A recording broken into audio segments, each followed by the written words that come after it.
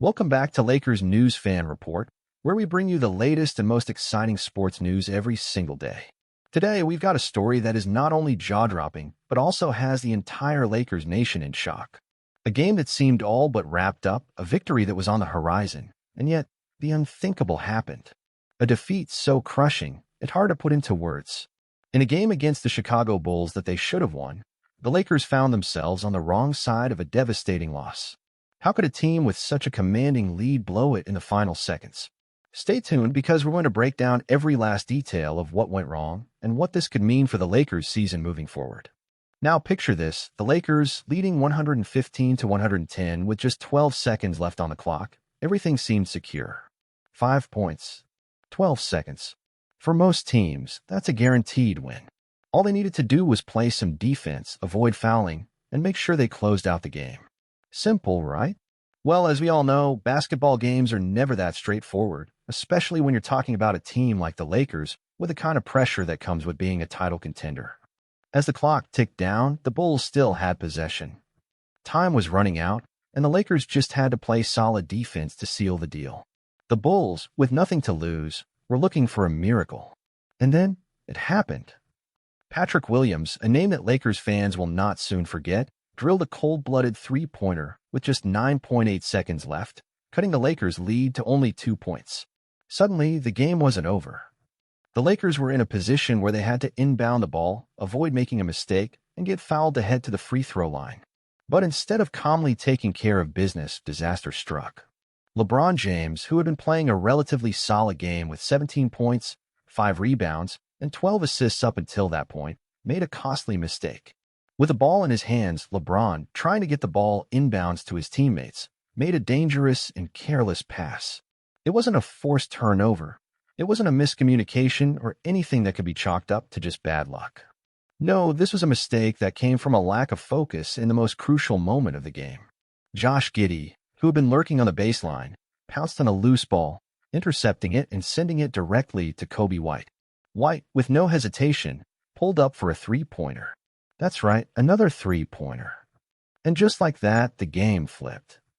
The Bulls had gone from down by 5 to leading 116-115 in a matter of seconds. 6 points in just 6 seconds.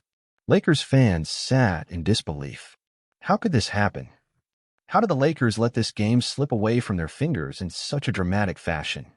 But hold on, there was still hope.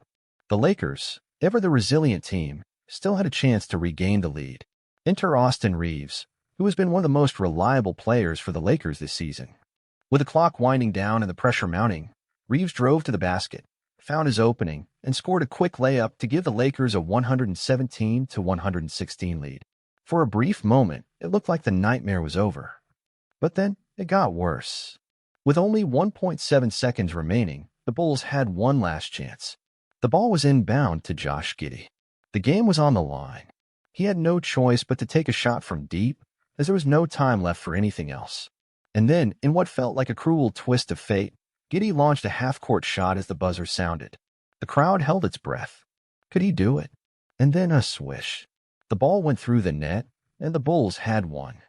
The Lakers, utterly stunned, had just lost 119-117. It was a defeat that would sting for a long time, especially for LeBron James, who took full responsibility for the game's final moments.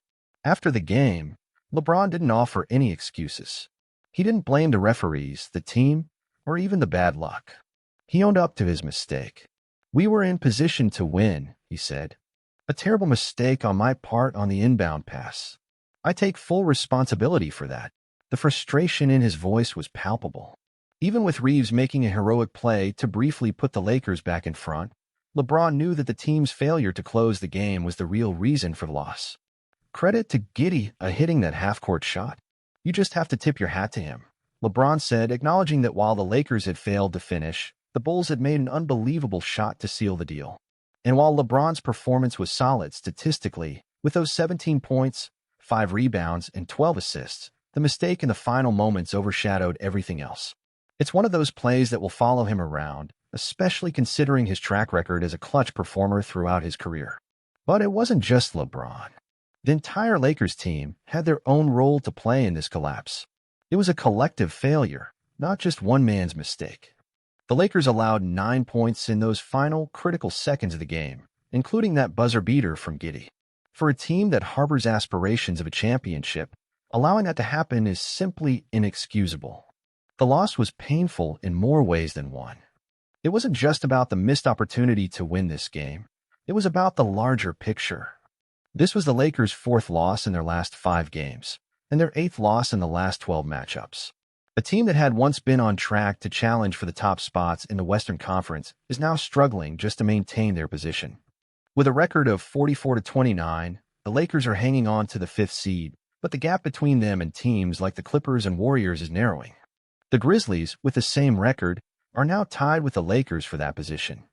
And what's even more alarming is that the Lakers' next game is against the Memphis Grizzlies, a game that could decide who takes control of that 5th spot.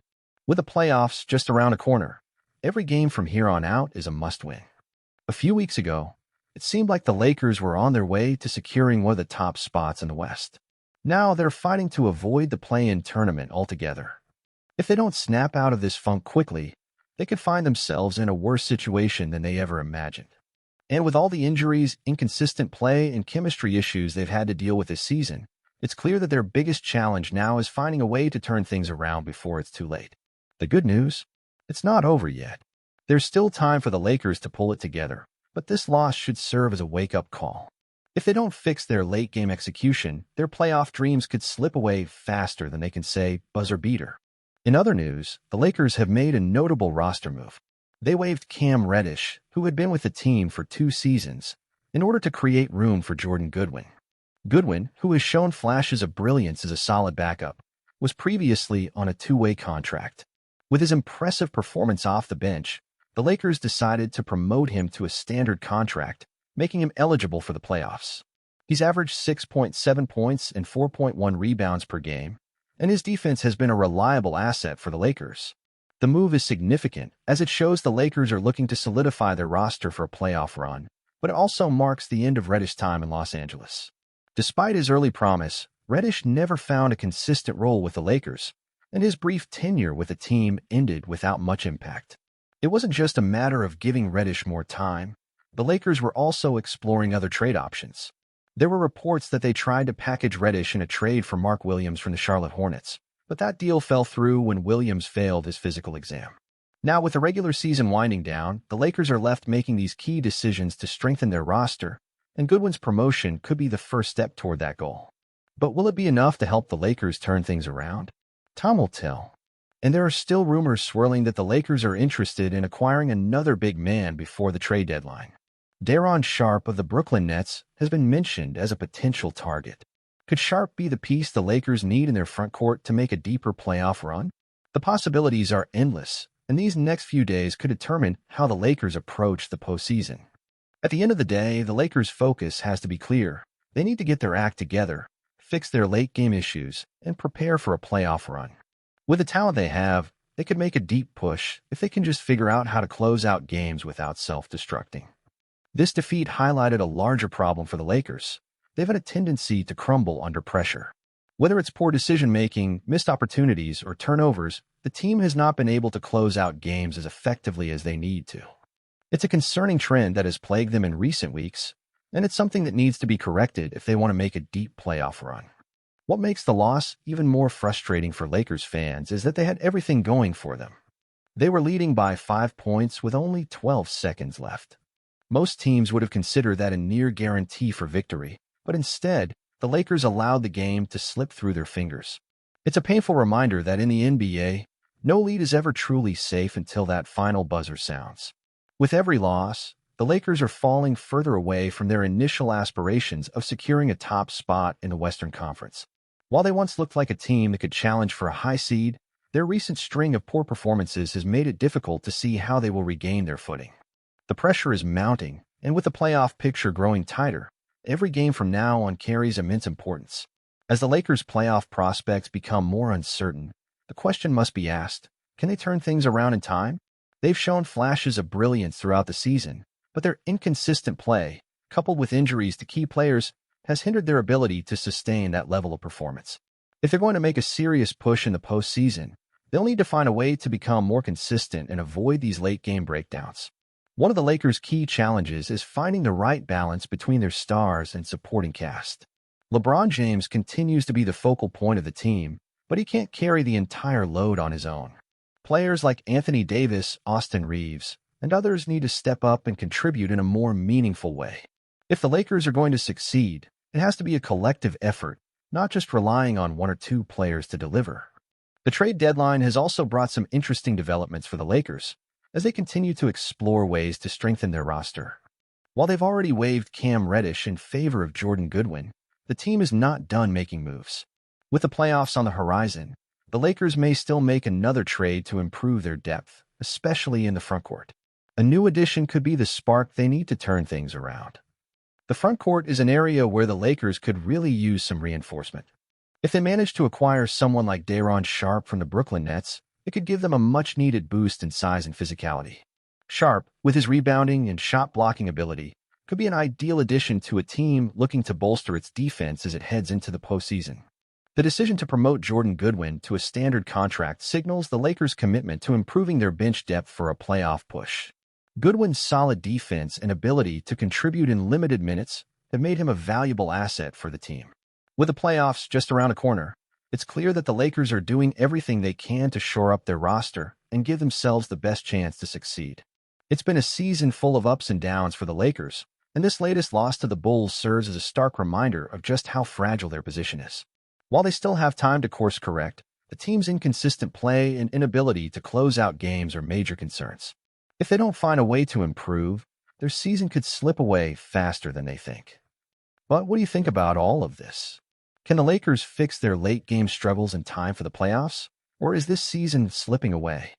I can't wait to hear your thoughts in the comments below. For me personally, I think the Lakers can still get back on track.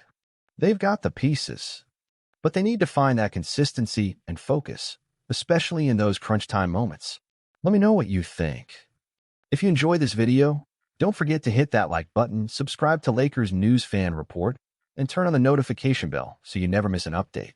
Until next time, Lakers Nation, stay strong and keep believing.